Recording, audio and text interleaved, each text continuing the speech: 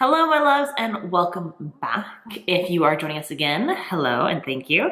If this is your first time, welcome to Adulting Done Right. My name is Ginger. So this year I've launched a countdown to Thanksgiving planner for if you are hosting your first Thanksgiving, your 10th Thanksgiving, your 40th Thanksgiving. It doesn't matter. This guide is really designed to help you get ready, reduce your stress, and make sure you enjoy your Thanksgiving along with all of the other guests that you might be having. Before we jump into today's topic, which is a complement to that planner, make sure you like this video, share it, subscribe, all of those good things if you feel so inclined and if you find this valuable to you. So let's go ahead and dive in. Like I said, this is gonna be a complement to my Countdown to Thanksgiving planner.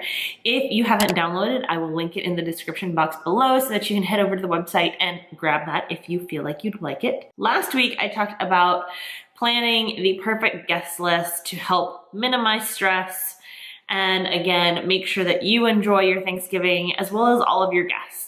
If you've downloaded my Countdown to Thanksgiving planner, you already have the guest list planner that comes with the guide. What's nice about having a guest list planner or an actual sheet where you write down everybody that you've invited, everybody that's RSVP'd, their contact information, is that you have one place that you can look to easily see who's coming and who you've invited.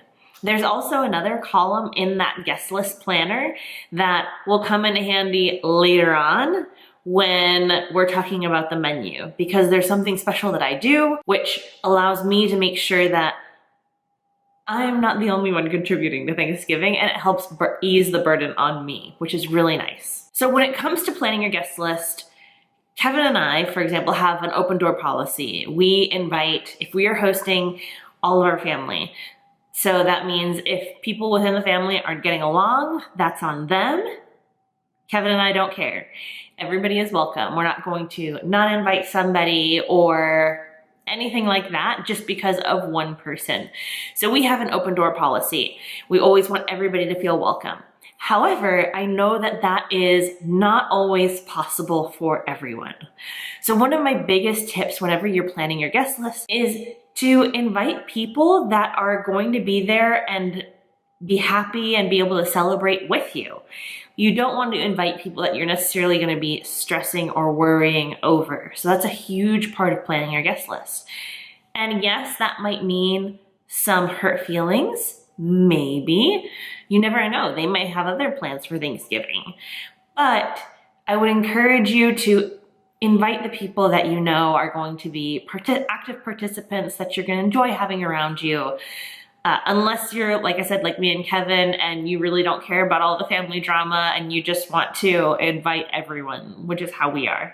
Either way, it's perfectly fine, but create your guest list and think about your guests intentionally, so that way, again, you're setting yourself up for the best Thanksgiving possible. One of the other things that you want to make sure that you do if you are hosting Thanksgiving and you're inviting people over is you want to make sure that you send out those invites. Whether you're sending physical invitations, which we didn't do this year, you can call or text or email people, or the other thing that you can do is create a Facebook event if everybody's on social media, and specifically Facebook. I actually called everyone or messaged everyone that was invited this year, and then I also backed it up with a Facebook event. So that way everybody can see, again, who's attending, who's been invited. I also, for those that don't necessarily respond to Facebook events, kind of like me, I always forget. I also have a list of who has actually RSVP'd with me. So that way, if they don't see them actually on the head count as attending for Thanksgiving, when they check the event, they can see the actual list of everyone that is attending. So I have that. It's also a really nice way where you guys can communicate like who's bringing what, so that way you can see and your guests can see, all right, Susie's bringing the pie, I won't bring that pumpkin pie, maybe I'll bring something else. But I also have something else for that to help mitigate guests bringing the same dishes on that guest list sheet, which is in the Countdown to Thanksgiving planner. So once you get everybody invited and once you figured out who has RSVP'd, this is where that last column on my guest list planner comes in super handy. So that last column is actually to assign your guests something to bring. And I do this primarily so for many reasons, actually. One, so that all of the burden isn't on me and I can get a little help from the people that are attending. Two, I also have that column so that I can write down what I'm assigning to people, so that way I don't assign the same thing to someone else. That way I don't end up with multiple stuffings, multiple green beans, multiple bowls of mashed potatoes. We have exactly what we need, which is perfect. And I highly recommend it. Now, just because you're assigning something doesn't mean you have to say like, okay, Susie, you're definitely bringing the mashed potatoes. Talk to them, see what they're comfortable cooking. You don't want to assign somebody something that they've, one, either never cooked before, unless they're comfortable with it, or two, maybe something that's not within their budget to bring. Definitely make sure you talk to them about it, give them some options, and then again, okay, once they make a decision, write it down. Say, okay, this is what I've got you as bringing, perfect, and then you can add it to your Facebook event if you've created that Facebook event. I hope you guys found this helpful.